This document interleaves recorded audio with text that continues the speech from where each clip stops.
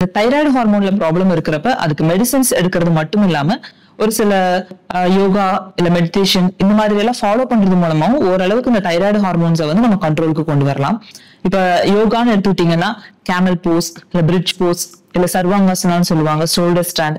So இந்த மாதிரி ஒரு சில போஷஸ் எல்லாம் பண்றப்ப அந்த தைராய்டு கிளாண்ட் இருக்கக்கூடிய அந்த நெக்ல வந்து பார்த்தோம்னா ஒரு ப்ரெஷர் வந்து ஃபீல் ஆகும். அது மட்டும் இல்லாம அந்த தைராய்டுக்கு பிளட் ஃப்ளோவும் அதிகமா இருக்கும். சோ இது மூலமா ஓரளவுக்கு கூட நம்ம தைராய்டு ஹார்மோன்ஸை கண்ட்ரோல் பண்ண முடியும். இது இல்லாம மெடிடேஷன் பண்ணலாம், பிராணாயமா அந்த மாதிரி மெடிடேஷன் பண்றது மூலமாவும் தைராய்டுல வந்து நம்மளுக்கு நல்லாவே ஒரு இம்ப்ரூவ்மெண்ட் வந்து தெரியும். இதை தவிர்த்து டயட்ல என்னென்னலாம் நம்ம மாடிஃபை பண்ணலாம் அப்படின்னு பார்த்தோம்னா ஒரு சில ஹெல்தி ஃபுட்டை வந்து இந்த தைராய்டுல நம்ம அவாய்ட் பண்ண வேண்டியது இருக்கும். அதாவது இப்ப வீட், அப்புறம் டைரி ப்ராடக்ட்ஸ், ஸோ இதெல்லாமே வந்து அவாய்ட் பண்ணணும். இது மட்டும் இல்லாம இந்த ப்ராப்ளம் இருக்கிறவங்க பீனட்டு, ஆல்மண்ட், அதுக்கப்புறம் ராகி, சோயா பீன்ஸ், ஸோ இதெல்லாமே வந்து அவங்க உணவுல வந்து தவிர்த்துக்கிறது நல்லது.